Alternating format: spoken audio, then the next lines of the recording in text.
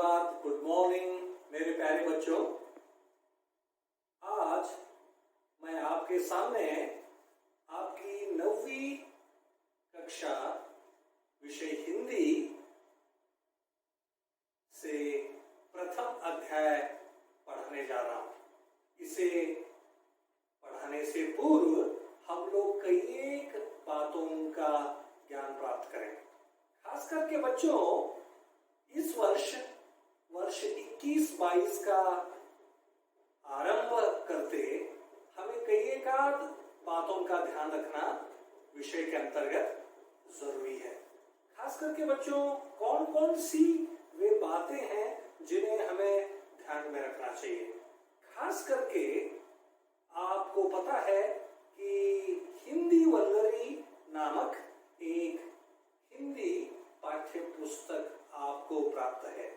9वीं कक्षा की पाठ्य पुस्तक हिंदी वल्लरी है। जिस प्रकार आपने 8वीं कक्षा में भी इसका अभ्यास किया, हिंदी वल्लरी 8वीं कक्षा की पाठ्य पुस्तक रही। तो इस वर्ष इस पाठ्य पुस्तक से हम लोग वैविध्यतापूर्ण पाठ पढ़ेंगे। उसे हम लोग समय अनुसार पढ़ेंगे। आपको पता है, स्टेप बाय स्टेप कहा जाता है। उसी प्रकार जब भी मौका आपको प्राप्त होगा तो आप पाठ की ओर गौर करेंगे। बहुत ही ध्यान से अगर इन विषय वस्तुओं का अगर आप अभ्यास करेंगे तो आसानी से आप इनका ज्ञान प्राप्त कर पाएंगे और इसके साथ जुड़ा हुआ जो स्वाध्याय है, उस स्वाध्याय की रचना को भी आप अपनी पुस्तिका में लिख पाएंगे। तो बच्चों, हिंदी वल्लरी 9वीं कक्षा इस पाठ्य पुस्तक से आज हम लोग प्रथम पाठ शुरू करेंगे। प्रथम पाठ शुरू करने से पूर्व आपको पता होना चाहिए कि इस कविता के कवि कौन है। तो कई एक आपके साथियों को ये समस्या आई होगी, सर जय जय भारत माता एक कविता है, तो ये इस कविता के कवि का परिचय हम लोग प्रथम प्राप्त करें। तो ठीक है बच्चों, हम लोग कविता प्रारंभ करने से पूर्व इस कविता का कवि परिचय प्राप्त करें। तो कविता का नाम हम लोग प्रथम पढ़ेंगे और साथ साथ इसके कवि जो मैथिली शरण गुप्त जी हैं, उनका कवि परिचय भी प्राप्त करेंगे। तो बच्चों, आपने जिस प्रकार पिछले वर्ष अभ्यास किया कवि परिचय, लेखक परिचय वगैरह, उसी धरती इस वर्ष भी हम लोग कवि परिचय प्राप्त करेंगे, कवि परिचय का अभ्यास करेंगे और जिसे आप अपनी पुस्तिका में भी आगे चलकर लिखेंगे। तो कवि परिचय में हमें क्या ध्यान में लेना जरूरी है। जैसे अगर कोई कवि हैं तो उनका जन्म, उनकी शिक्षा, उन्होंने साहित्यिक जीवन में किया हुआ जो बलिदान है वह, अथवा उनका कार्य, ये ध्यान में लेना अति आवश्यक है।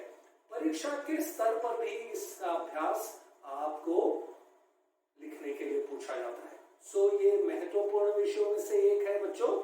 इसलिए अब प्रथम मेरे हाथ पाठ्य पुस्तक है, आपके पास भी पाठ्य पुस्तक होगी, तो आप भी पाठ्य पुस्तक के जरिए इसका अभ्यास कर सकते हो। तो खासकर कविता का नाम है जय जय भारत माता। इसके कवि हैं मैथिली शरण गुप्त।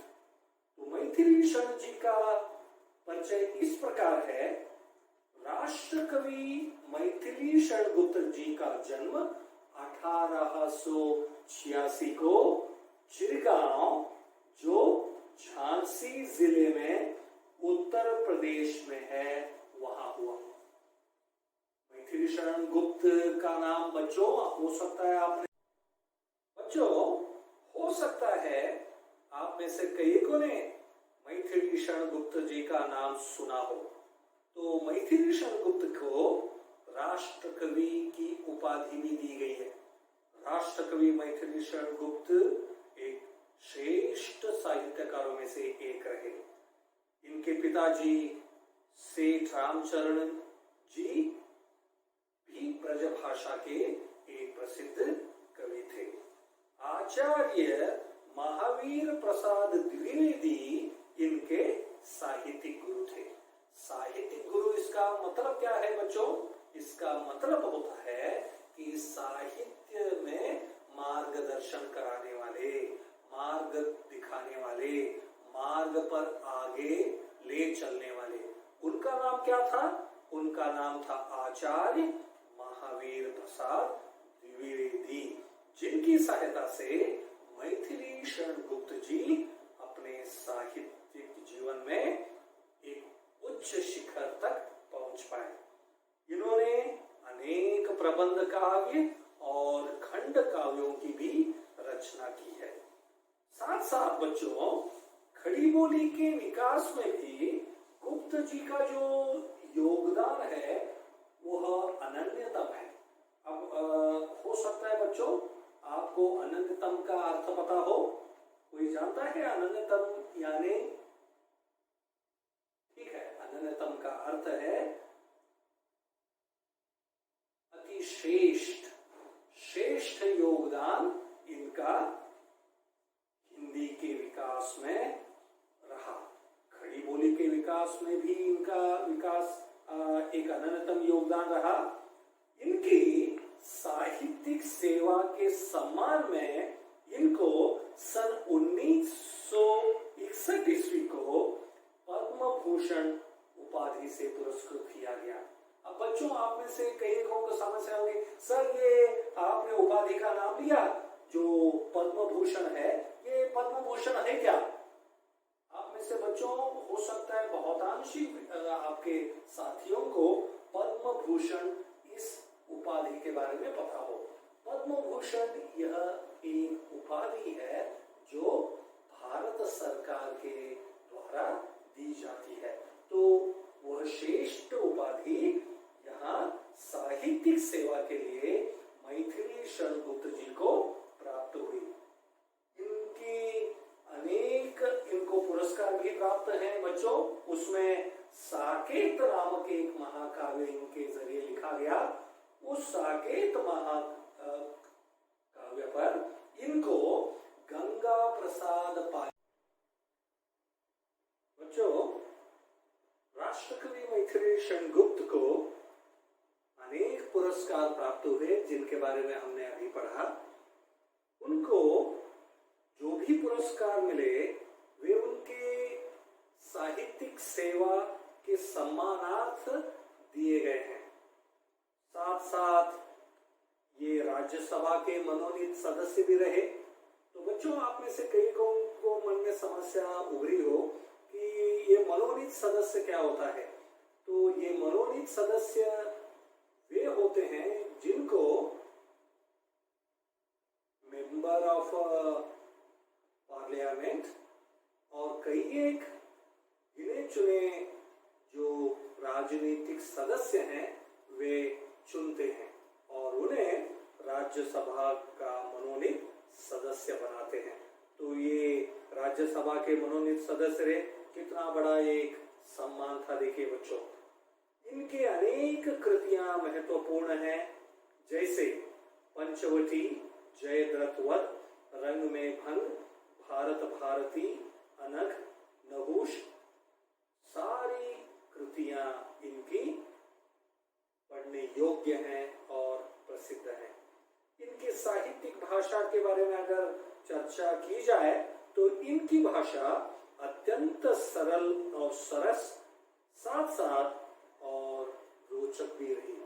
इसके साथ हम समझ सकते हैं कि जो भी वाचक मैथिली शरण गुप्त जी की रचनाएं पढ़ने लेगा उन्हें आसानी से इनकी रचनाएं पढ़ने में मदद होगी।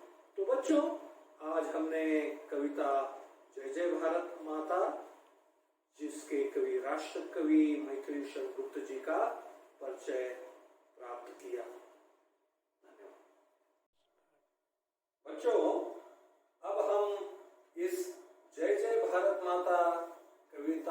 परिचय प्राप्त करें।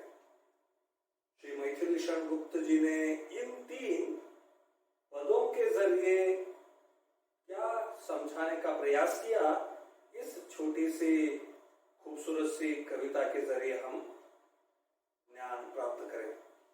अब आपके पास आशा करता हूं कि पाठ्य पुस्तक है। इस पाठ्य पुस्तक को अगर आप खोलें तो पाठ ए आपको जय जय भारत माता कविता का नजर आएगा। तो प्रथम मैं आपके लिए पढ़ता हूं, तत्पश्चात हम लोग इस पद का अर्थ ग्रहण करेंगे। जय जय भारत माता, कवि मैथिली शरण गुप्त। जय जय भारत माता, ऊंचा हिया हिमालय तेरा, उसमें कितना स्नेह भरा, दिल में अपने आग दबाकर रखता हमको हरा भरा, सो सोतों से बह बह कर है पानी फूटा आता, जय जय भारत माता। तो मेरे प्यारे बच्चों, कवि मैथिली शरण गुप्त इस पद में भारत माता का जय जयकार करता नजर आ रहा है। कवि किसका गुणगान कर रहा है? अगर ये प्रश्न हमारे सामने आता है तो काव्य पंक्तियों में आपको नजर आएगा कि कवि भारत माता का गुणगान करते हुए उसमें बसे हुए हिमालय का गुणगान कर रहा है। हिमालय के बारे में कवि क्या कह रहा है? हिमालय ऊंचा हिया हिमालय तेरा, उसमें कितना स्नेह भरा।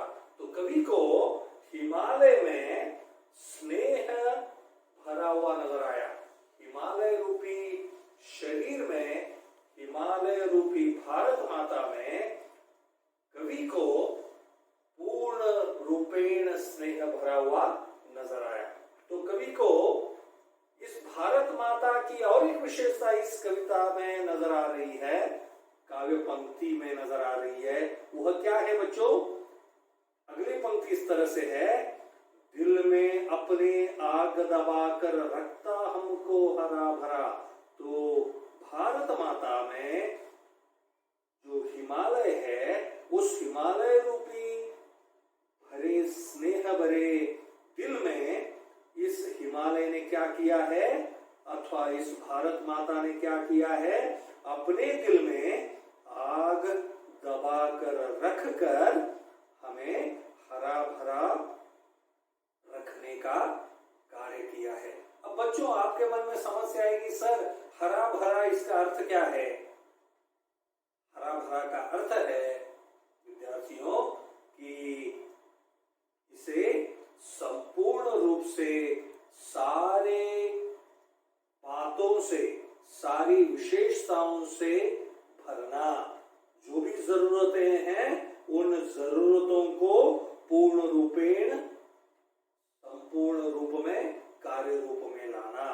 तो यहाँ पर कवि को हिमालय रूपी भारत माता में जब नजर आया तो वह आसपास का प्रदेश हरा भरा, और किंतु उस हिमालय रूपी हृदय में कवि को दिल में आग दबाई हुई नजर आई। अब कवि का अर्थ क्या है इसमें? कवि क्या बताना चाह रहा है? कवि बताना चाह रहा है कि भारत माता के हृदय में एक प्रकार से दुख दर्द भरे हुए हैं। दुख दर्द संकट कष्ट, लोगों के जो सुख हैं दुख हैं उनके सारे भरे हुए, उनके बारे में भारत माता सोचते हुए नजर आ रही है। साथ साथ कवि अगली पंक्ति में क्या कह रहा है? देखिए बच्चों, सोतों से बह बह कर। देखिए, अब आप अगर शब्दार्थ में अगर देखते हो तो आपको विभिन्न शब्द नजर आएंगे। आपके सामने पाठ्य पुस्तक है, पाठ्य पुस्तक में कविता के साथ साथ पीछे पृष्ठ पलटने पर आपको शब्दार्थ नजर आएंगे। तो यहाँ पर सोतों से, सोत का अर्थ क्या है? सोत का अर्थ होता है स्रोत, सोर्सेस। अब यहाँ पर सोर्सेस कितनी है? भारत माता के कदमों तले बहने वाली में बहने वाली सोते हैं और वह बहते हुए पानी को कभी यहाँ पर देख सकता है। तो आपको बच्चों अपने पाठ्य पुस्तक में यहाँ पर भारत माता नजर आएगी। भारत माता के कदमों में सौ सोतों से बहता हुआ पानी आपको नजर आएगा। उसके कदमों पानी बहता हुआ, पवित्र पानी, शुद्ध पानी बहता हुआ आपको नजर आ रहा है। तो कवि भी यहाँ पर कह रहा है तो भारत माता पवित्र है, उस पवित्र भारत माता के कदमों में सौ सोतों से पानी फूटा बहता चला रहा है। तो इस मातृभूमि का गुणगान कर रहा है कवि